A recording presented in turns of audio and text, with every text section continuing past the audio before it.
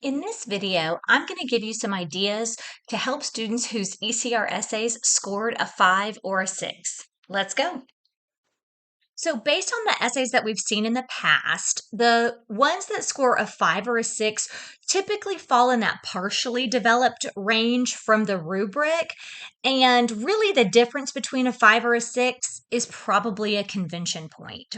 So in this scoring range, we have 5 questions instead of 4 to help us really narrow down what we need to focus on moving forward. Because if kids got a 5 or a 6, we can really help them to achieve a higher score and aim for that 10.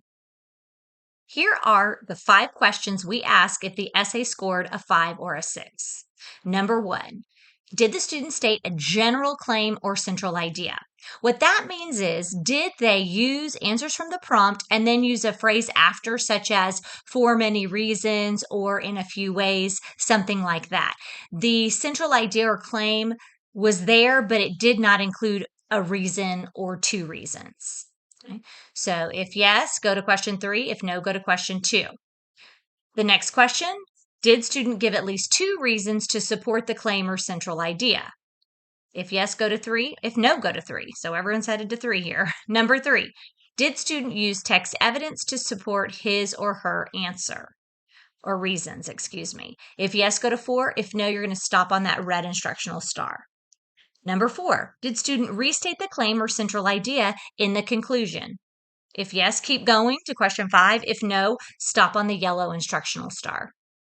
And question 5, did student edit 4 cups? If yes, you're going to stop on the blue instructional star. If no, you're going to leave it at yellow. So now let's see where we need to go to help these students and their ECR essays increase their score.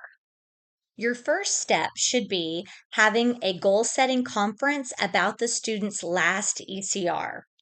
Looking at it together, focusing on what they did well, and then setting a writing strategy goal or 2, followed by a goal score for their next ECR.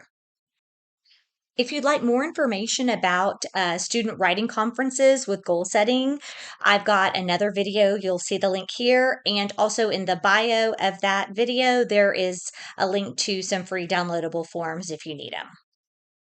If the essay landed in the Red Star recommendation, focus on 2 parts, their claim or central idea sentence, and then part 2 of the essay.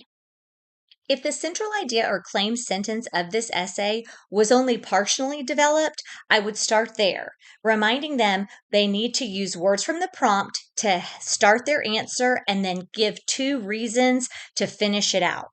All right, regardless if it's a claim or a central idea.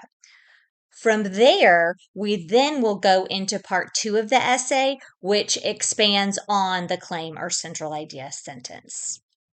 Next, focus on making sure their claim or central idea is expanded on in part 2 of the essay. So our recommendation here is that you use simple sentence frames to help them organize the first reason from their claim or central idea sentence, followed by a piece of evidence to support it. That second reason from their claim or a central idea sentence, followed by some other text evidence to best support it.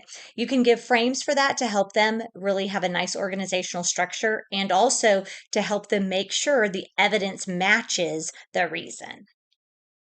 If the essay lands in the yellow instructional star recommendations, focus solely on a conclusion, making sure students know to restate their claim or central idea with those 2 reasons.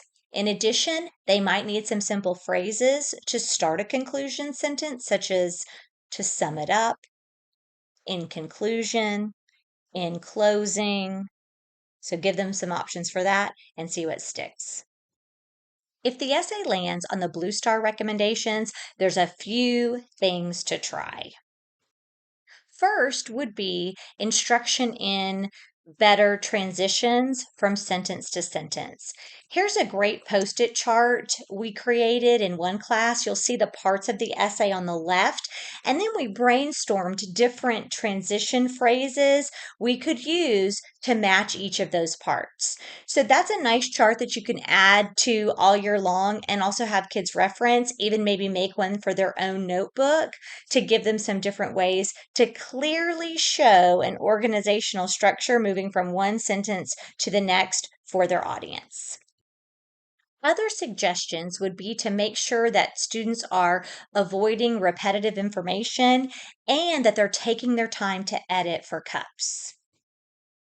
If all of the other Blue Star recommendations are going really well, the last thing I would consider is teaching students how to write a lead or a closing. Again, these fall outside of the normal ECR framework because most students don't need them.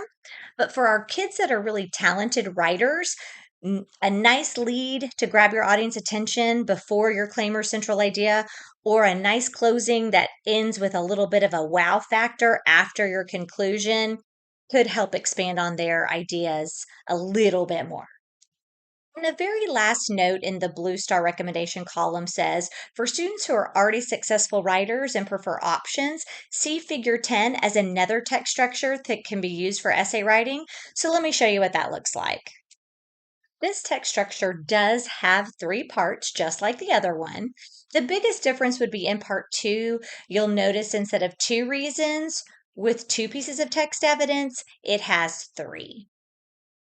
Also, it does note the lead and the closing. So, giving kids options, especially talented writers, and seeing which they feel like would work best for their style of writing is a good idea at this point.